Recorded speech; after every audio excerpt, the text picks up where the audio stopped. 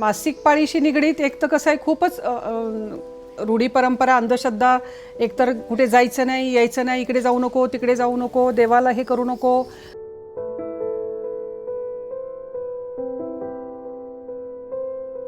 बाजूला बसायचं, कुठल्या ह्याला हात लावायचा नाही, देवाचं नाव घ्यायचं नाही, मंदिरात जायचं नाही, जेवायचं असेल तरी मागून घ्यायचं, अजून स्वतःचे कपडे स्वतः धुवायचे.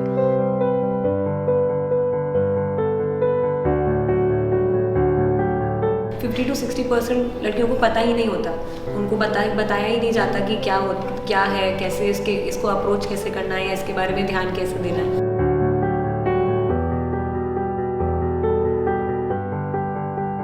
एक मुलगी नुसतं विचारलं, तुला बाबा मासिक पाळी येते का? ती रडायला लागली अक्षरशः. मला असं त्यांनी विचारलं, मला पाळी येते हे त्यांना कुणी सांगितलं?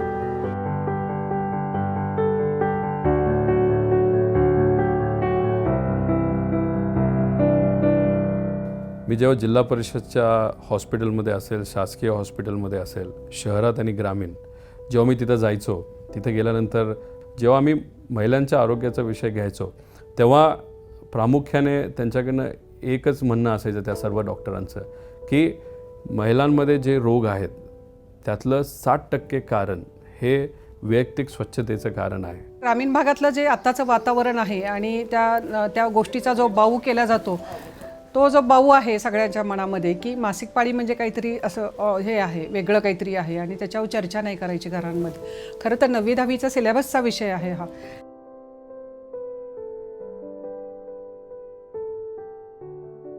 सगळ्या बेसिक आजारांचं कारण आहे अस्वच्छता आणि त्याबाबत असलेली प्रचंड अज्ञान आणि गैरसमज. पिरियड्स येण्याच्या आधी मला काहीच माहीत नव्हतं. मला माझ्या आईने काहीच सांगितलं नव्हतं की असं होतं. फक्त एवढंच माहीत होतं की माझी आई लांब बसतीन, तिला काहीतरी होतंय. पहिल्या दुसऱ्या दिवशी मुली शाळेमध्ये येत नाहीत, कुठे खेळामध्ये भाग घेत नाहीत, त्यामुळे त्यांना थोडंसं अनकम्फर्टेबल वाटतं किंवा त्या घाबरतात, त्यांच्या मनामध्ये प्रचंड भीती आहे. महिन्यामध्ये 5 ते 6 दिवस काही ठिकाणी मुली शाळेत येत नाहीत मासिक पाळी जेव्हा चालू होते. पिरियड्समध्ये मी आधी कापड वापरत होते.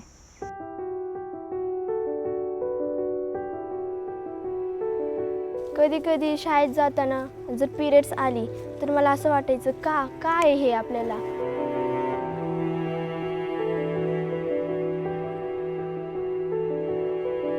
म्हणजे जास्त ब्लिडिंग झालं तर कापडातून ते दिसायचं. मला तर खास सुटत होती, खूप त्रास होत होता. चालताना वगैरे जर ब्लडिंग खूपच झाली तर ते डाग पडायचे कपड्यांवरती. सुती कपड्यांचा वापर केला जायचा आणि ते कपडे वाळवले आणि कोणतेही भिंतीत कसे खोचून ठेवायचे, त्यामुळे त्या कपड्यांना मुंग्या वगैरे लागणार. होलं पडलेले अक्षरशः काही जणींच्या कपड्यांना, ते वापरून पण ती कापड बंद नव्हतं. लोग कपड़ा यूज़ करते हैं, राख यूज़ करते हैं, घर में जो भी गंदा कपड़ा मिलता है वो सब यूज़ करने के चक्कर में इन्फेक्शन एंड एज कभी इतना सीरियस हो जाता है कि when they come to us पूरा उनके बॉडी में इन्फेक्शन फैल चुका होता है. उस चक्कर में ये सब प्रॉब्लम्स जो हैं एकदम एंड स्टेज पे हमको मिलती है. एस्पेशली काय होतं की काही इन्फेक्शन किंवा जंतू दोष झाला तर त्या मुलींना पुढे पाळीचे आजार किंवा मूल न होणे किंवा पाळी बंद होणे, असं बरेचसे आजार, पोटात दुखणे असं होऊ शकतं. क्रिटिकलीमध्ये किडनी फेल होऊ शकते, मुलीचा जीव धोक्यात येऊ शकतो, पोटामध्ये पूर्ण पस होऊ शकतो. आमच्या 60-70% पेशंट्स हे ल्युकोरियाचे असतात, म्हणजे व्हाईट डिस्चार्ज ज्याला म्हणतो, इन्फेक्शनमुळं ज्याला म्हणतो, तर ते प्रोन असतात. म्हणजे ऑलमोस्ट 60-70% पेशंट त्यातले इन्फेक्शनमुळे असतात. जेनाइटल्स में एक बार ऐसे कुछ भी इन्फेक्शन हो गया, ज़्यादा स्वेलिंग हो गई तो ब्लीडिंग ज़्यादा होती है. कभी भी महीना आया तो they will be keep on bleeding. वजनामध्ये असं टॅम्पून टाकायचे, हे ब्लड बाहेर येऊ नये म्हणून. असं एक कापसाचा किंवा कपड्याचा एक मोठा असं गाठोड्यासारखं करून त्या आतमध्ये ठेवायच्या 3 किंवा 4 दिवस. ते ब्लड आतमध्ये जमून त्याचं सगळं इन्फेक्शन, बॅक्टेरियल इन्फेक्शन होऊन त्याला असं टॉक्सिक शॉक सिंड्रोम असं नाव आहे. तो टॅम्पून टाकतात, तो काढला तो असं फुल ऑफ पस.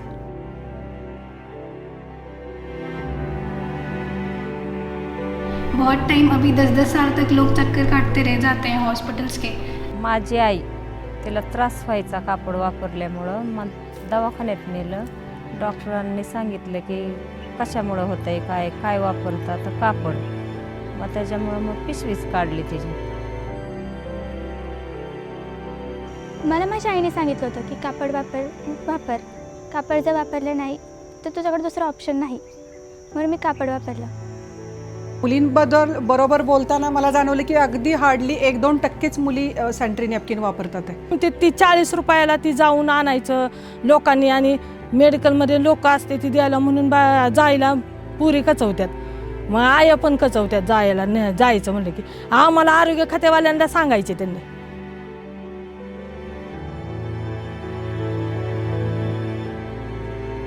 काही ठिकाणी असं आम्हाला दिसून आलं की तिची एका मुलीची मासिक पाळी सुरू झाली म्हणून तिला शाळेतून बाहेर जावं लागलं, कारण का आता तू शिकायचं नाही असं सांगण्यात आलं. म्हणजे आज शिक्षणाबद्दल आम्ही चांगलं काम करण्याचा प्रयत्न करू आणि तिथं अशी एखादी गोष्ट घडली तर आम्हाला धक्काच बसला. प्रबोधन हे महत्त्वाचं आहे. म्हणजे त्याच्यामध्ये जे मासिक पाळीबद्दल बहुतांश लोकांमध्ये त्याच्याबद्दलची चर्चा करणं, त्याला अंधविश्वास असणं, म्हणजे अशा फार विषय आहेत. त्यामुळे मग आपण कुठेतरी जाऊन त्या मुलींशी बोललं पाहिजे असं आईला वाटलं. आपण गेल्या वर्षभर याच्यावरती खूप चिंतन केलं. मग रोहितनी या गोष्टीला खूप वेग दिला आणि मग आपण सॅनिटरी नॅपकिन हाच मुद्दा घेऊन आपण ग्रामीण भागातल्या वाडीवस्तीवरच्या मुलींपर्यंत पोचायचं असं आम्ही दोघांनी ठरवलं.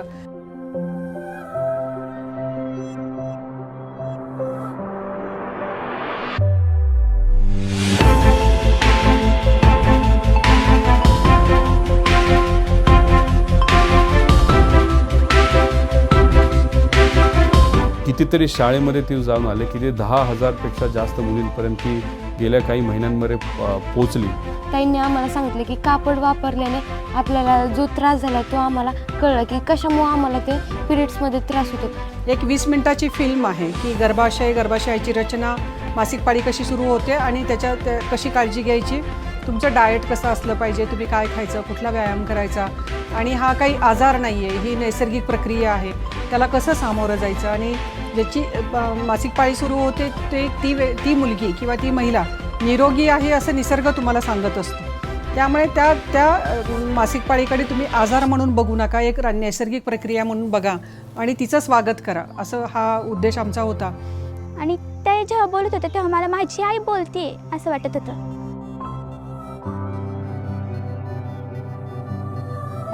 मग त्या मुलींमध्ये कुठंतरी हो मला ही अडचण आहे, मला ती अडचण आहे, मला असं झालं, मला तसं झालं, हे जेव्हा विषय पुढे यायला लागले, मग ती चर्चा जी अर्ध्या तासाच्या व्हिडिओनंतर ती चर्चा पुढं 1.5 तास पुढे जायला लागली. आणि त्याच्यानंतर जे खाली बघणारे चेहरे आहेत तिथं त्या चेहऱ्यावर तुम्हाला कुठंतरी हास्य दिसायला लागलं की हां आमचे विषय आता कुणीतरी समजून घेतले.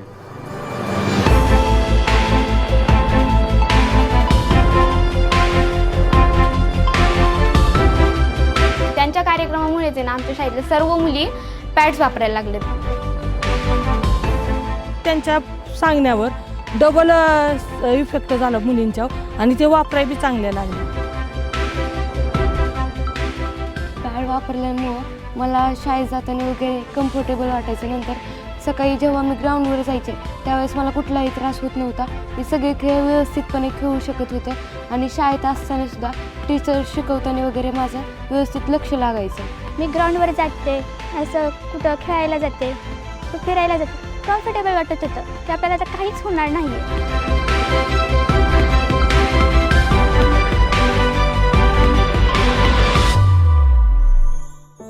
रोहितच्या मदतीनं एक सॅनिटरी नॅपकिनचे मशीन आपण 4 तालुक्यामध्ये 4 महिला ग्रुपला दिलेले आहेत, पुरंदर, दौंड, इंदापूर आणि बारामती.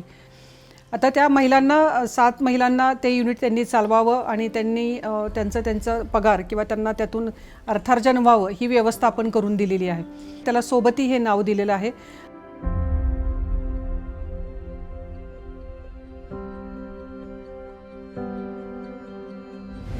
आणि या नॅपकिनचं वैशिष्ट्य असं आहे की हा एन्व्हायरमेंट इको फ्रेंडली आहे आणि त्याच्यावरचं जे पॅकिंग आहे ते सुद्धा आपण इको फ्रेंडली करण्याचा प्रयत्न केला आहे की ज्याच्यामुळे पोल्युशन किंवा प्रदूषण होणार नाही आणि मुलीला कुठलाही त्रास होणार नाही.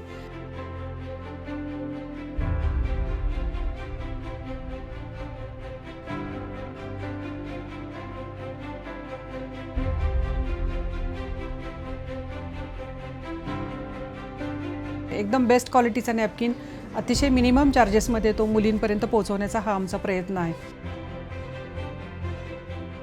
8 पॅड जे 40 रुपये असतं मार्केटमध्ये ते आम्ही आत्ता 11 रुपयाच्या आसपास देणार आहोत आणि पुढे जाऊन ते न नफा न तोटा या पद्धतीने आम्ही ते देणार आहोत.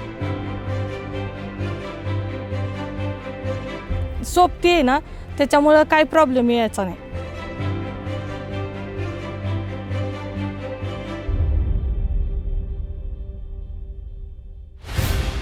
क्लासमधले घेतलेला विषय, त्या मुलीला सांगितलेला विषय हा नक्कीच घरी पण जाईल आणि तो जेव्हा घरी जाईल तेव्हा तिची जी आई असेल तिला पण याचं महत्त्व जर कळालं तर मला असं वाटतं की आपण त्याच्यात चांगलं असं काम करत आहोत. की सुनंदाताईंनी जसं मला सांगितलेलं तसंच मी माझ्या आईला सांगितलं आणि माझ्या आईला ते पटलं की आपली मुलगी आपल्याला पण काहीतरी सांगते. जसं आपण मुलीला सांगतो तसंच मुलगी पण आपल्याला काहीतरी चांगल्या गोष्टी सांगते आणि ते आपल्या म्हणजे आरोग्यासाठी चांगलं. माझ्या वाडीवस्तीवरच्या शाळातल्या सर्व मुलींना आणि मुलींच्या आईंना नम्रपणे एक आव्हान राहील की जिथे जिथे तुम्हाला सोबती हा सॅनिटरी नॅपकिन तुम्हाला भेटेल तर निश्चितपणे त्याचा वापर करा आणि स्वतःचं आरोग्य व्यवस्थित किंवा नीट निरामय ठेवण्याचा प्रयत्न करा. आपण आज कम्प्युटरबद्दल बोलतो, सॅटेलाईटबद्दल बोलतो. आज आपण भारत देशाला आपण एका लेवलवर नेण्याचा विषय घेत असतो आणि तिथं जेव्हा वैयक्तिक स्वच्छतेचा विषय असतो, मासिक पाळीचा विषय असतो तेव्हा कुणीच बोलत नाही. जेव्हा ह्या गोष्टी आम्ही बघत असतो तेव्हा खरंच कुठंतरी आश्चर्य वाटतं. हा जर एवढा मोठा विषय असेल म्हणजे आज महिलांमध्ये 60% रोग हे खरं तर म्हणजे पर्सनल हायजीन म्हणजे त्याला आपण वैयक्तिक स्वच्छता याच्यामुळे जर होत असतील तर मी पुरुष म्हणून या विषयावर का नाही बोललं पाहिजे. हे मॉडेल बाकी इतर लोकांनी पण ते अडॉप्ट केलं पाहिजे, घेतलं पाहिजे. ते त्यांच्या ठिकाणी त्यांनी हे चालू केलं पाहिजे आणि हा जो उपक्रम आहे तो मोठ्या प्रमाणात इतर ठिकाणी पण जाऊन असं मला वाटतं की हा विषय ओपनली आपण न लाजता न घाबरता हा सगळ्यांनी घेतला पाहिजे आणि खास करून जे लोकप्रतिनिधी आहेत त्यांनी हा विषय चांगल्या पद्धतीने हाताळून याच्यावर काम करणं अतिशय महत्त्वाचं आहे. हे छोटं पण अतिशय महत्त्वाचं काम आहे. हे काम मी करणार आहे, माझी आई करणार आहे, माझी पूर्ण टीम करणार आहे. आपण कराल का?